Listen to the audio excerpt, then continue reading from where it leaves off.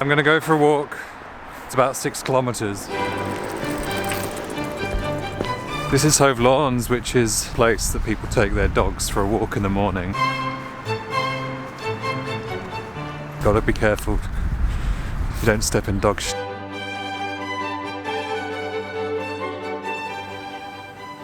You can smell breakfast frying. These beach huts are where people store their summer holiday stuff. Basically, they have deck chairs that they bring out and they can spend the whole day at the beach. They paint their beach hut doors differently. You can grab one for tens of thousands of pounds, something like that. And if you want to take your beach hutting to the next level, you give it a name. Like this one. Everything's a bit run down on the seafront. It's easy to blame that on lack of investment, and that's probably part of it, but also just the weather around here is brutal. When the storms come in the winter, it throws stones and sea onto these buildings, but they kind of have this shabby chic appearance.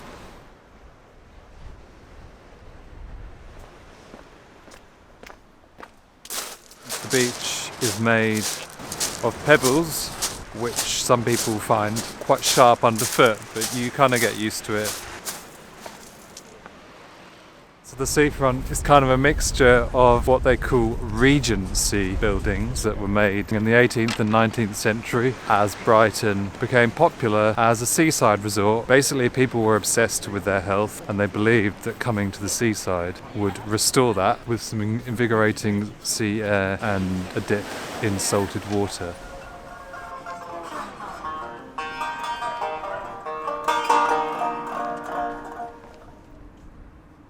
There are cafes on the seafront. Great.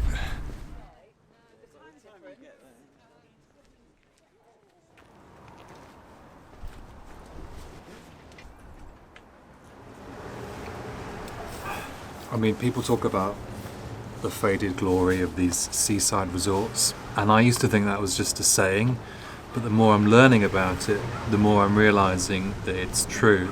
Because far less people come to the British seaside resorts than there used to be in the 19th and early 20th centuries when leisure had only just begun. People only just started to have free time. Bank holidays were introduced. And the seaside was the first place that people came to for their leisure time, and it was Brighton and Hove that was one of the first resorts that people came. And we're actually lucky that so many buildings and structures have survived over 100 years to today. Every year teams come out and restore all these old structures, paint away the rust, and I guess the biggest example of that is the pier over there, which maybe you can make out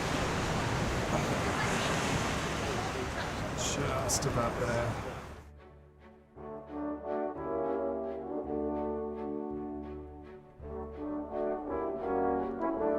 So this is the thing I've been walking to, Hove Lagoon.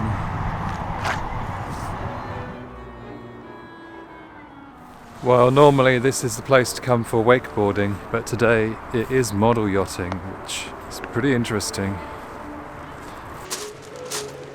Well, that concludes my tour of what has been Hove Seafront.